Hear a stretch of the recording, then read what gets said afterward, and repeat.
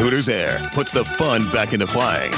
Wait a minute. Hooters Girls on every flight. Hooters had an airline? All leather seats with extra legroom. Call 1-888-FLY-HOOT. You might not have known about Hooters Air because it didn't last long.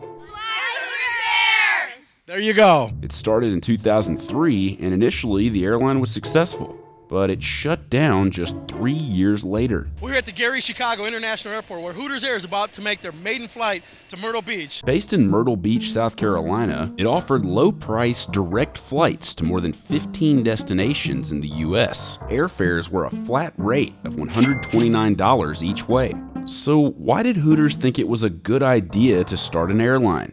And why did it fail? If you like what you see here on the outside, you're gonna love what you'll see on the inside. Hooters was founded by 6 businessmen in Clearwater, Florida in 1983.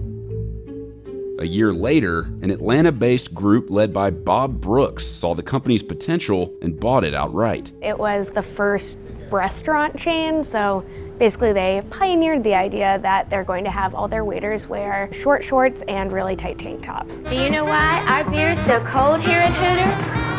Because we keep it in the refrigerator. From kind of the 80s until the early 2000s, it was a very successful kind of growing business. By 2003, Hooters was flush with cash, and Bob Brooks wanted to expand the brand. So he bought a small North Carolina-based charter airline called Pace Airlines. He repainted the airplanes with the company logo, and Hooters Air took off. What would you tell people out there watching the show about flying Hooters Air? You should definitely do it. It's an experience like no other. By yourself? It's going to be the most exciting time of your life. I'm probably one of the few pilots who can say I actually went to pilot heaven. This is the voice of a former Hooters Air pilot. He asked to remain anonymous. There was a lot of intrigue about this airline, not because of necessarily what was going on the inside, but more so what people perceived from the outside. It's going to be a nice change from the restaurant. Instead of serving food and all that stuff and picking up trash, we get to just basically entertain, ask trivia questions and all that. A common misconception about Hooters Air was that the flight attendants on the flights were Hooters Girls. Not exactly. In addition to the 2 Hooters Girls on every flight, there were 3 FAA certified flight attendants. The flight attendants are the ones who serve all the food and the drinks per usual. I had a professional uniform.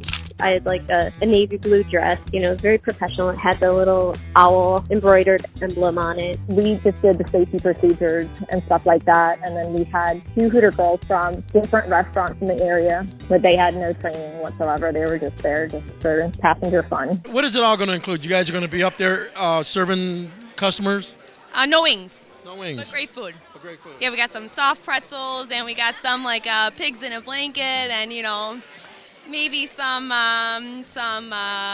fruit, The 2 Hooters girls would get up during the flight and do like trivia or little games or like sing a song. I think they just sat in their seat the whole time until it was their 5 minutes to get up. And that was it. And the rest of the time us flight attendants are working. Were there ever any incidents that you witnessed of harassment or customers getting a little too inebriated? I never saw any kind of harassment. There was definitely flirtiness. Any flight, you're always going to come across some people that have drank too much, but nothing bad. It was fun. We did our job right. It was just very happy memories. Fares from $99. Convenient morning departures and evening returns. Hooters Air helped out smaller airports like the one in Gary, Indiana, just 25 miles southeast of Chicago. That's good news. More airline service, more activity, more economic development, more jobs, more people spending money in Northwest Indiana and good news. Southern Chicagoland. So it's very good news, yeah. And it was a major economic boon to one city in particular, Myrtle Beach.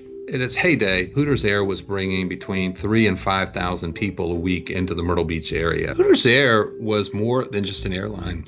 It was a huge philanthropic contribution to the Myrtle Beach area by Mr. Brooks, who had a vision that the Myrtle Beach area could grow and expand and evolve as a tourism destination and a business community. Hooters Air was big for Myrtle Beach, but it wasn't enough to keep it airborne. So Hooters shut it down in 2006, citing a $40 million loss. It was compounded by a couple of factors. They started the airline still as the Airline industry was recovering from the 9/11 attacks. People were still scared of getting on airplanes. There was growing low-fare competition in the market as Southwest and other airlines had begun to expand. And jet fuel prices were trending upwards, so it wasn't an economically viable business. Hooters chairman Bob Brooks passed away in 2006, the same year that Hooters Air shut down. There are people at work and people enjoying the Myrtle Beach area that might never have had the opportunity to do so if it weren't for Bob Brooks. So we remain very grateful for his investment in his airline and our community. Despite the failure of Hooters Air, the Hooters brand continued to thrive.